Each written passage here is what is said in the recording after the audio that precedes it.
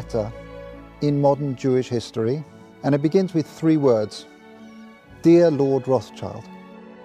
Dear Lord Rothschild, I have much pleasure in conveying to you, on behalf of His Majesty's government, the following declaration of sympathy with Jewish Zionist aspirations, which has been submitted to and approved by the Cabinet. Why was it that this letter was sent by the Foreign Secretary to your great-uncle Walter? It's an interesting question because it was primarily a movement from Eastern Europe, but they didn't clarify who was in charge of that movement. And in addition, it was, after all, in Great Britain. So they felt that the Rothschild family should be the one to whom it was addressed. And Walter was Lord Rothschild, and he was a Zionist. And those really are the background reasons. So Walter received the Balfour Declaration, and I have a copy here. And I wonder if I could possibly ask you to read it for us. Yes, indeed. Yeah.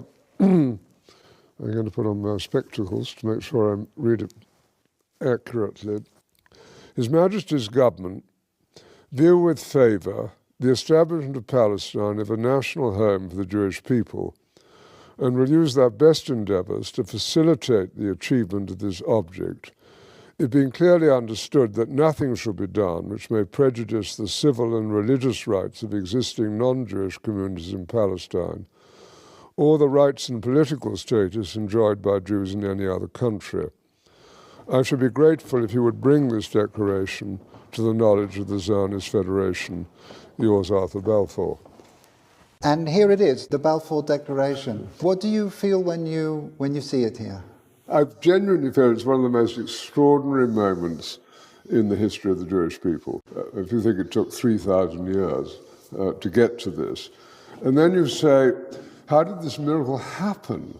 It's the most incredible piece of opportunism. I mean, if you think you had an impoverished would-be scientist, Chaim Weizmann, who somehow gets to England, meets a few people, including members of my family, seduces them. He has such great charm and conviction.